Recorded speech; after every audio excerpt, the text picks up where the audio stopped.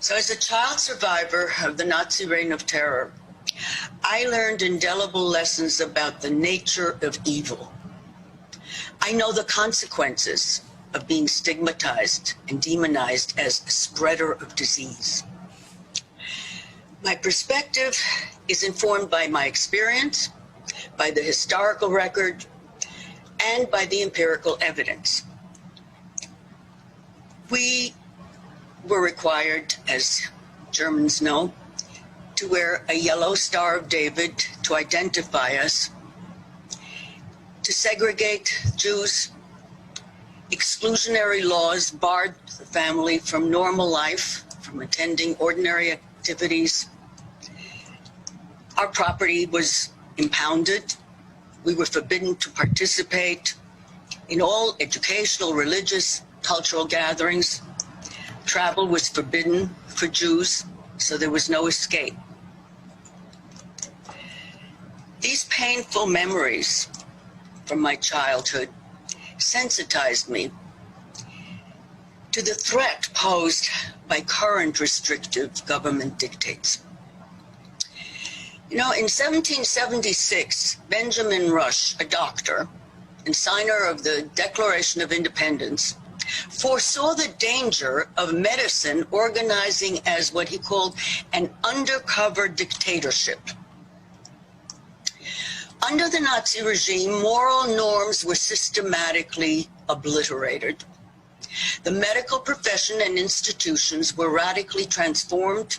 Academic science, the military, industry, and clinical medicine were tightly interwoven, as they are now. The Nazi system destroyed a social conscience in the name of public health. Violations against individuals and classes of human beings were institutionalized. Eugenics-driven public health policies replaced the physician's focus on the good of the individual. German medical profession and institutions were perverted. Coercive public health policies violated individual civil and human rights. Criminal methods were used to enforce the policies. Nazi propaganda used fear of infectious epidemics to demonize Jews as spreaders of disease, as a menace to public health. This is a hallmark of anti-Semitism.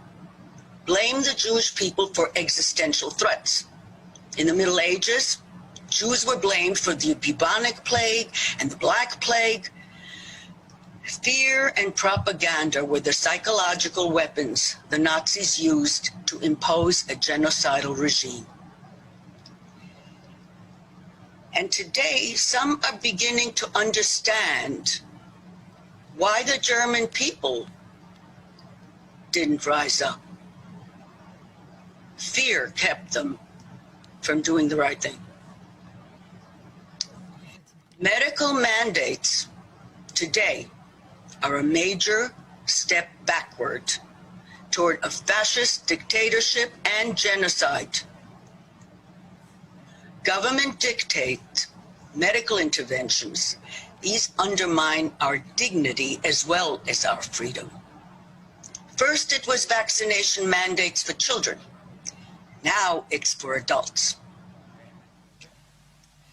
The stark lesson, of the Holocaust is that whenever doctors join forces with government and deviate from their personal, professional, clinical commitment to do no harm to the individual, medicine can then be perverted from a healing, humanitarian profession to a murderous apparatus. You know, the reason that the Greeks made the students of medical schools, before they were allowed into medical school, to swear the Hippocratic Oath was because they knew that in medicine you gain knowledge about how you can actually kill, and they had to promise that they would do no harm. Otherwise, they weren't allowed in medical school. I think they were ahead of us in understanding human nature. Absolutely, yeah. What sets the Holocaust apart from all other mass genocides is the pivotal role played by the medical establishment, the entire medical establishment. Every step of the murderous process was endorsed by the academic and professional medical establishment. Medical doctors and prestigious medical societies and institutions lent the veneer of legitimacy to infanticide, mass murder of civilians. T4 was the first industrialized medical murder project in history. The first victims were disabled German infants and children under 3. They were identified by midwives who reported their existence to the state. The next victims were the mentally ill, followed by the elderly in nursing homes. The murderous operations were methodical and followed protocol very, very carefully. Questionnaires were sent out to all psychiatric institutions requiring detailed information about each patient. A committee of 54 psychiatrists made the final life and death decisions for each patient. Now, the objective of T4 was to eliminate the economic burden of those the regime and the doctors deemed worthless eaters. And it was also to empty beds to make room for wounded soldiers during the war. T4 also served as a testing ground for various lethal chemical and pharmaceuticals. The financial beneficiaries of the Nazi genocide were the corporate elite. Their record of collaboration with genocidal regimes is uninterrupted. Without the financial support of Wall Street bankers and collaboration by major US, German, and Swiss corporations that provided the chemical, the industrial, and the technological material, Hitler could not have carried out this unprecedented industrialized murderous operations. Among the companies that profiteered from the Holocaust, Standard Oil and Chase Manhattan, both owned by Rockefellers, IBM, Kodak, Ford, Coca-Cola, Nestle, BMW, and of course IG Farben and Bayer, as well as Escher Wyss. IG Farben was the largest World War II profiteer. Using Auschwitz patients as slave laborers, doctors actually sent those whom they deemed able to be slave laborers to the IG Farben factories and mines. They also had their own camp. They also conducted experiments. IBM technology facilitated the rapid implementation of the Holocaust. Census data was contained in IBM computer punch cards. The Jews of Europe were quickly identified, rounded up, segregated, deported, tracked, imprisoned, tattooed, enslaved, and exterminated.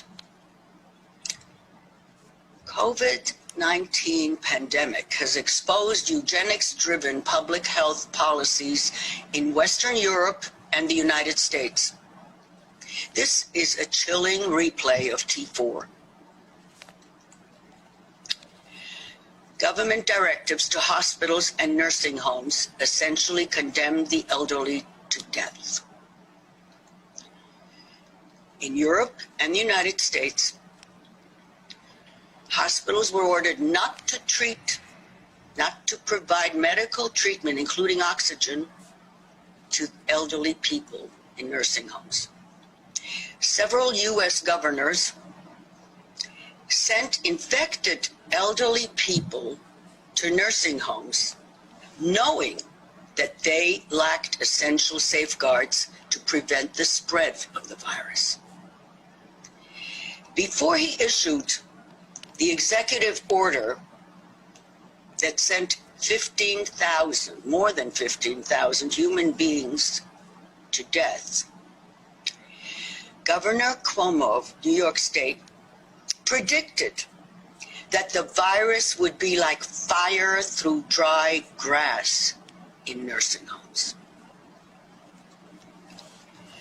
The corporate media Academy of Science awarded Governor Cuomo an Emmy for his TV performances that were billed as, what were they billed as? There are always euphemisms, but the point was he was giving the happenings of how the virus was progressing and what was being done, and the implication was that the White House wasn't doing it, so he was doing it for them. I saw These that. were briefings. That was the term that was used. Yeah. Of course, we have since found out, since the Attorney General report, that it was all a lie, and that he concealed the number of deaths. So he knew when people conceal a crime, they know it's a crime. Yeah. We all know this, Vera, but it's still, it's shocking to hear this over again and to see it in context, to see what's going on right now. It's simply shocking. And Viviane pointed out that her, was war das, dein mein Großonkel, also great uncle. Yeah, her great uncle was a priest, and he tried and preached, wanted to protect the people from this T4 program. Eventually, he too was put into a concentration camp, and he died there. So she is, even Viviane is personally touched by this, and she's just hoping that this time we will have a different outcome. I'm sure we will, but it's not going to be without a very, very serious fight. Very serious. Mm-hmm. Okay, if you let me, I'll go on with what I have, and then you can always ask me questions. Yeah. In 2006, during the avian flu epidemic, H5N1, a panel of public health officials advised the Bush administration to institute quarantines and closures and measured lockdowns. Their recommendations to consider these lockdowns were completely rejected by Dr. Donald Henderson, who was an acclaimed real eradicator of, among other things, smallpox. And he wrote a report. He was the primary author. There were 3 of them. And the report was in opposition to what he called unscientific measure. And this is what he said, I quote, "Experience has shown that communities faced with epidemics or other adverse events respond best with the least anxiety when the normal social functioning of the community is least disrupted.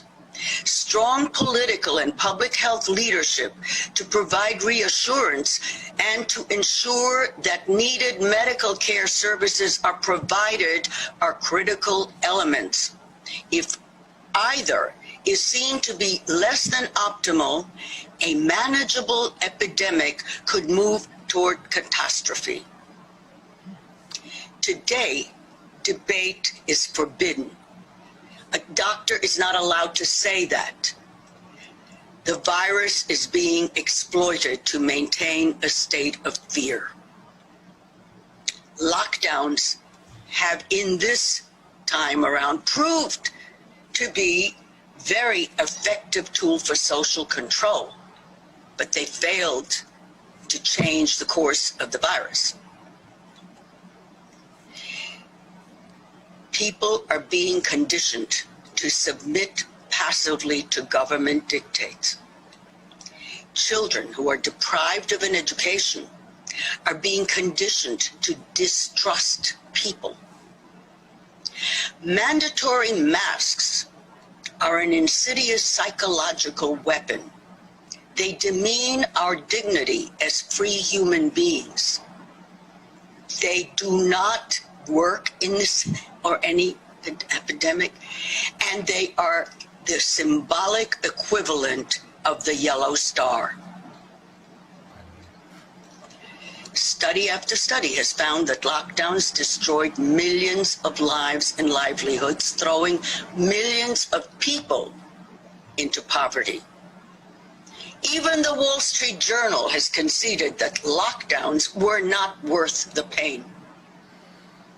However, for global oligarchs, the COVID pandemic has been a financial bonanza. American billionaires increased their vast personal wealth by $2.2 trillion just in 2020. So I guess we really can't overlook the strong financial incentive for lockdowns that destroy competition. All the local industries in most cities certainly have gone bankrupt. We're supposed to only buy from the large Amazons. Yeah. Doctors and scientists who express views that challenge official dictates are treated as heretics. They're threatened with loss of livelihood, and I'm sure you know some of them. Oh, yeah. Anyone who questions the safety of vaccines that have been rushed through Operation Warp Speed is muzzled and vilified by the media. Now, these COVID-19 vaccine contracts under Operation Warp Speed are totally confidential. They've even used a middle contractor who does things for the military so that those contracts can't be acquired under FOIA, Freedom of Information Act. They're not in government custody. Why? Why the secretiveness? Why has the CEO of Pfizer really tried to blackmail Argentina and Brazil? Others can examine what the financial reasoning for wanting such absolute control and assurance that they could not be sued. I mean, going to the extent of requiring them to give their military bases, their banks, and to put to get insurance in other countries. I mean, all this collateral. Why? What does he know is in the data that we don't know? If there's nothing to hide, why are they so anxious? No matter that governments have given them immunity, they already have immunity. It's not enough.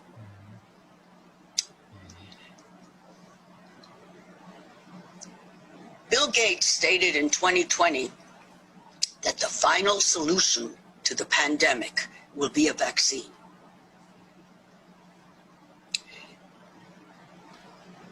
You can decide what that means. Of course, he's referring to, and he knows he's old enough. But in other words, this is a kind of final solution. Yeah. To ensure compliance with COVID vaccines, governments have instituted unprecedented aggressive measures. This is primarily to ensure a vigorous cash flow. They're already talking about the vaccines being required every year. Yeah. That's, again, the Pfizer CEO, why not? They haven't yet even cashed in. I mean, the vaccination only began in the middle of December. What will their profits look like at the end of 2021? Why do you think Why do you think this is happening? Why are they pushing for this? What is the ultimate goal? What are they after? Read The Great Reset. Yeah, okay. Klaus Schwab. That Yeah. is a must. Now, it's laid out. Yeah. It's laid out, and it's essentially, it's to finish the job, only now it's global. Yeah. It's to go beyond Hitler. This is global. Yeah. It's about population reduction. That's always been the oligarchs' goal since John D. Rockefeller. Mm-hmm. And power, control. The technology today is far superior to IBM's punch cards. Yeah. What they are doing with this virus is to institute absolutely unprecedented, oppressive and repressive elements that imprison us in our homes. We're being tracked, surveyed. You know that green passports are now being instituted to have an apartheid two-class society. Mm-hmm. One class privileged, the other reviled and discriminated against. Sound familiar? Absolutely. Will ghettos, detention camps follow? Yeah. And how will people be killed? The Nazis used tattoos to identify and track Jews, well, so that they don't escape, right? Well, now we've got even invasive tracking surveillance technology already done. It's been developed thanks to Bill Gates. He financed these. Mm-hmm. Mm-hmm. Now, this Great Reset is the master plan. Mm-hmm. Just as Hitler had a master plan, the Great Reset or the New World Order or the Fourth Industrial Revolution, this is a plan, and it's out in the open, and it's been, he published it. COVID, as he indicated himself, Klaus Schwab, is a wonderful opportunity to reset. Did any of us give informed consent to a reset of the world? No way. Well, shouldn't we? Shouldn't we be asked? Yeah. But this is just it. This has gone so far. Dr. Yudun talked before, I heard just the last 10 minutes, about how the agencies, the government agencies, are giving a pass under the radar, and what's all that about? Yes, they've already the oligarchs already own governments. I don't believe that the way this COVID virus, it's not the virus that's the problem. It's the eugenics that's the problem. Yeah. It's never gone away. And that class, the elites, truly believe that they are Übermenschen and we are all Untermenschen. Yeah. That is what is driving this. So, money, of course, but power. Power is, it's like a drug, I think. There are people who are absolutely evil. They do not recognize the human species as being one. Once you start having these two-class systems, you will not prevent a global Holocaust. Mm-hmm. Okay. And they can do it remotely. Click, click. If we let them. If we let them. Now, I do want, in case you have not heard about this is terribly important, because a new and documented investigative report just came out in February. Schwab Family Values. You must read that. Father and son each collaborated with genocidal regimes, and this includes atomic,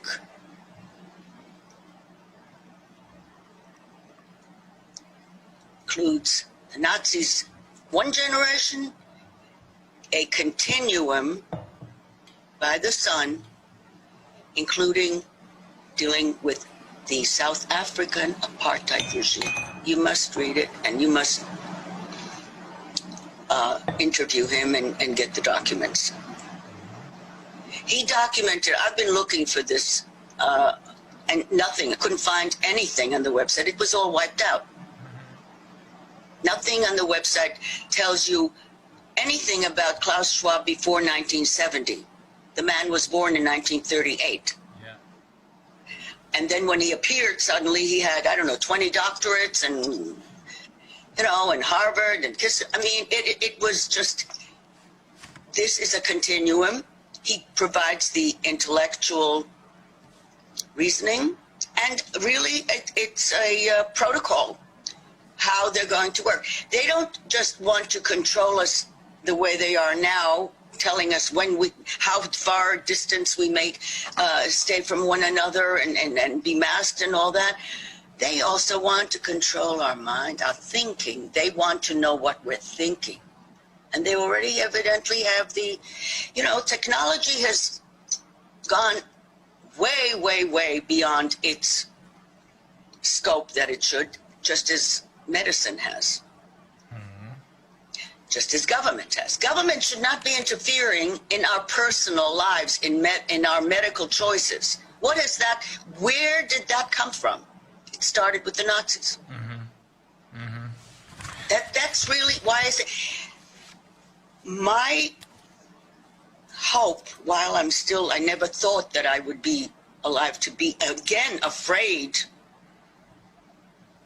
of the same elements. I'm afraid from the same people. Yeah.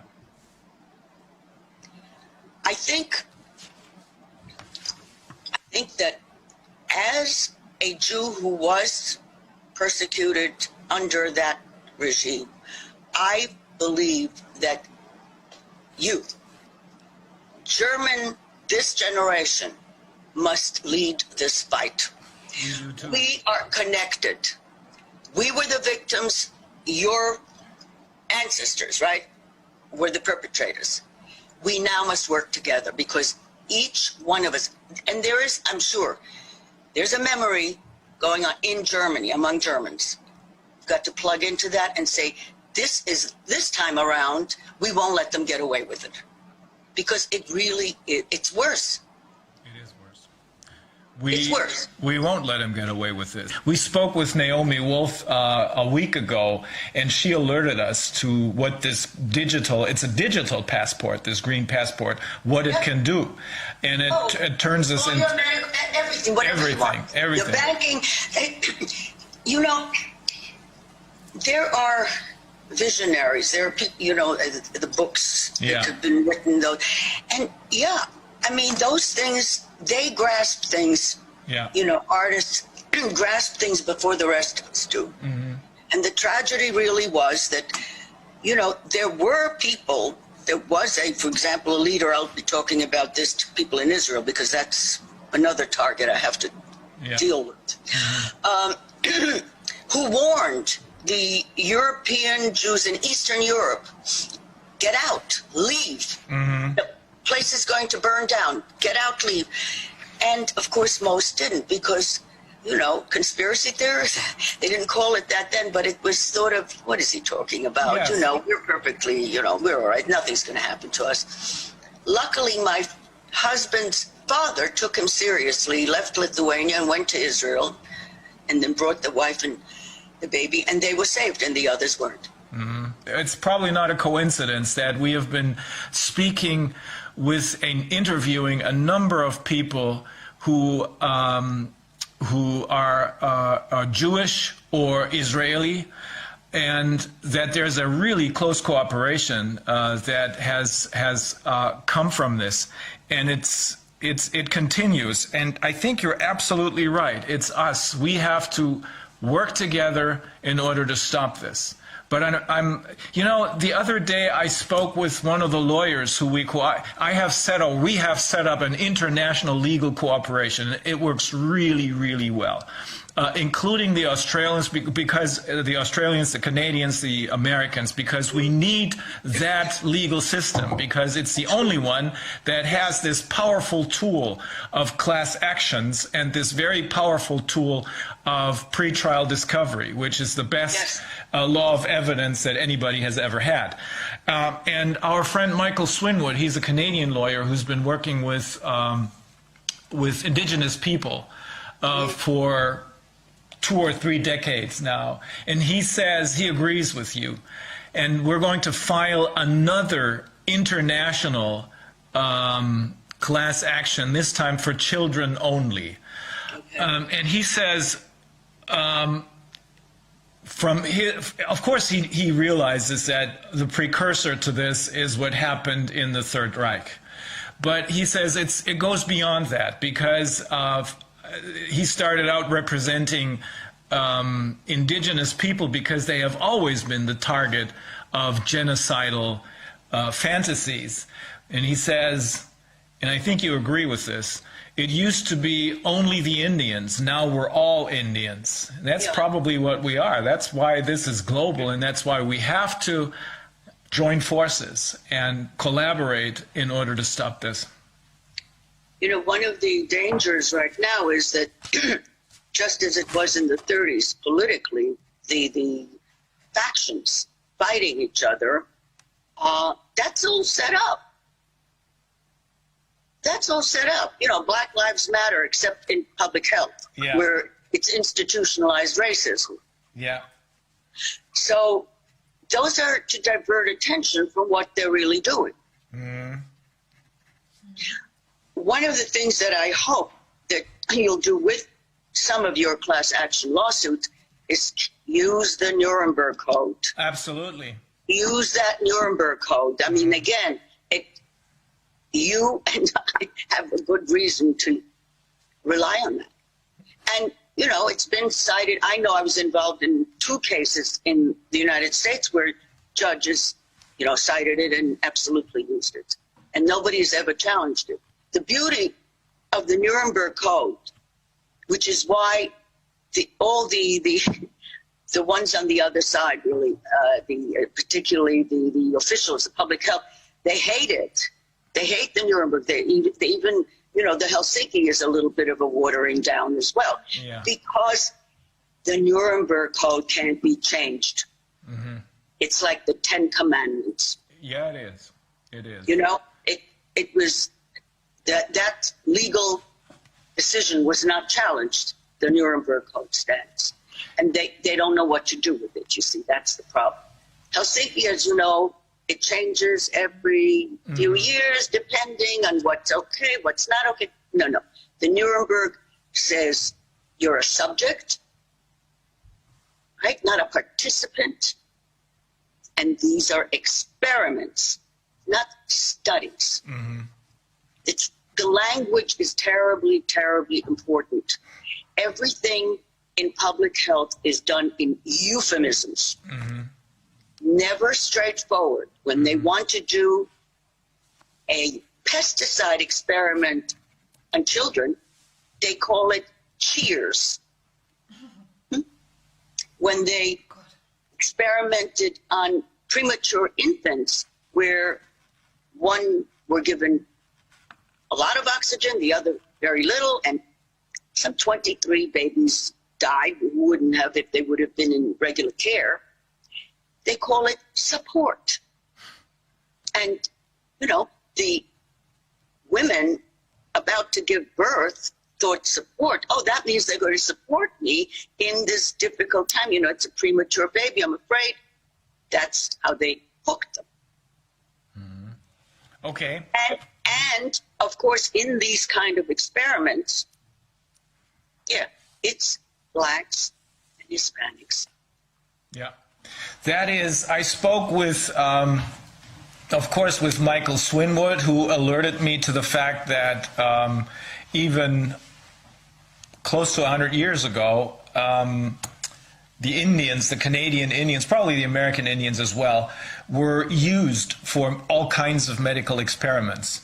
And then I spoke with an old Australian Aborigine. He supports a group of lawyers who are fighting this in Australia. And he says this is in the 1940s, when he was a child, his mother was smart enough to realize and to understand the danger of what was going on, because they were vaccinating people back then. They were vaccinating Aborigines, using them as guinea pigs.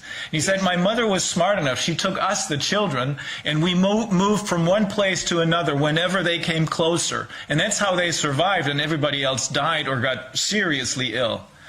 From the very start, when I first realized what was going on, I thought this is the worst ever series of crimes against humanity ever committed, and we're going to have to look back, and we're going to have to make use of the Nuremberg Code, because that is the most important result of the Nuremberg trials.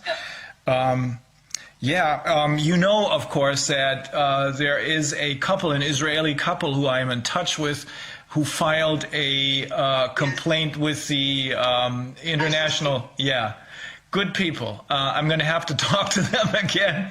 But as you can see, it does seem to be working. But no one can do it by themselves. It has to be all of us joining forces and fighting this together. Oh, I agree. It's very important not to be splintered. Yeah. Mm-hmm.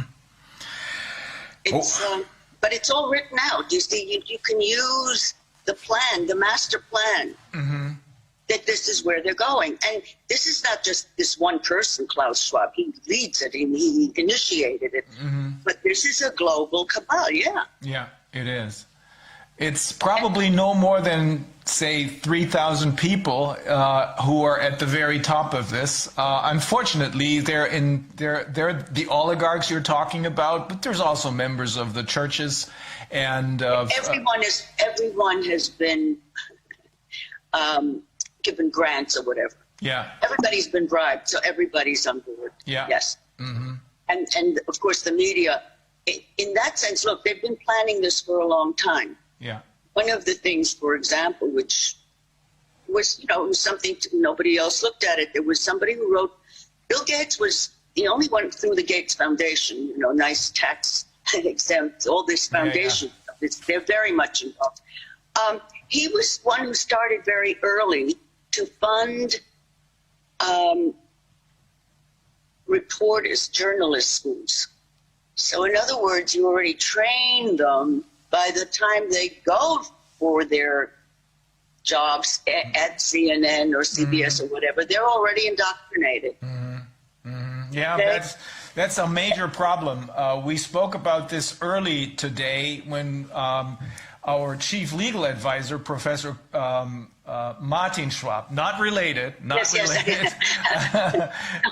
when he told us, alerted our attention once again to this fact. It's the media. It's the mainstream media. We call them the old media as opposed to the independent media. It's the media through which all this propaganda is working, and they've been paying them off for a long time, for probably at least a decade, if not longer.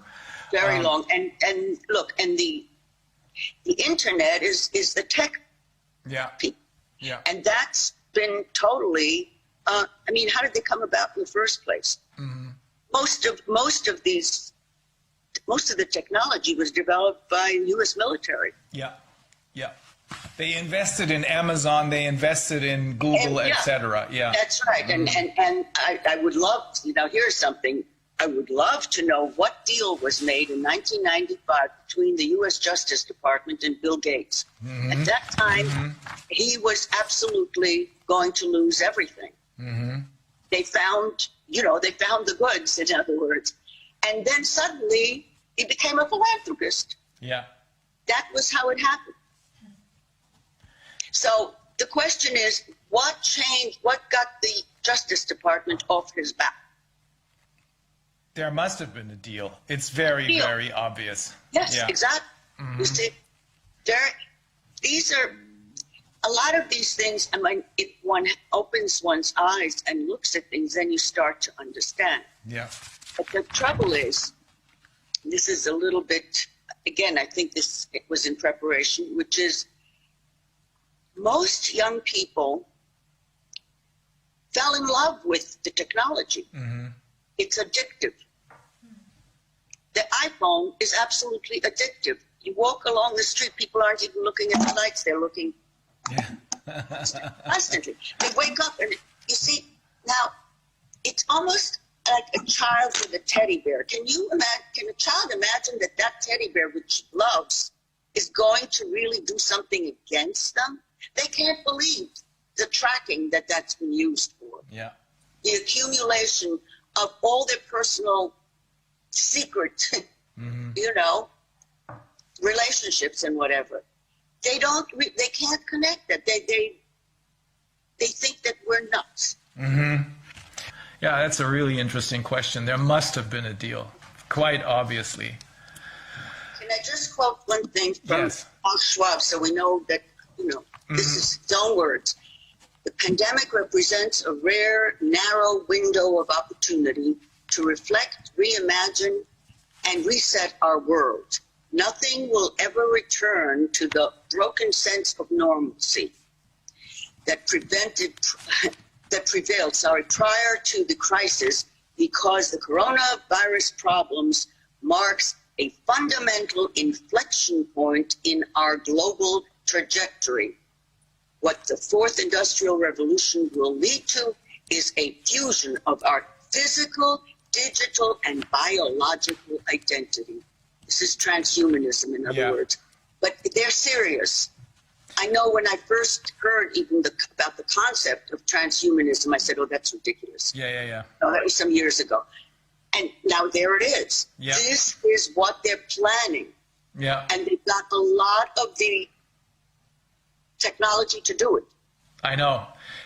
We see this danger. I do think these people are stark raving mad. Look, so did everyone outside think Hitler was stark raving mad. It's exactly the same thing. Yeah, we are taking this seriously. Absolutely. Okay, Vera, this is, I'm not going to be able to sleep tonight, but it's important to know these things. It's important. This has always been my firm conviction. We have to know what's going on. If we don't know what's going on, we're not going to make the right choices. That's why I'm extremely grateful for you being here. We will stay in touch, and we will stop this. That is what they've so far succeeded, is that people prefer to be looked the other way. Mm-hmm. And they don't realize that their entire life is, they think as if they've got people convinced that by keeping, quote, it's physical distance we're talking about, and masking, that they're doing the civic thing. They're being good citizens. Yeah. Vera, thank you very, very much. We will be in touch. Hopefully we're going to be moving in the right direction from here on. And we will be able to talk to you again under maybe a lot better circumstances. But up until then, we'll just keep cooperating. So. Yeah. Okay, yeah. You get your champagne, I'll get mine. Okay, great. Excellent. Well, thank you very, very much. This was shocking, but very helpful. Thank you.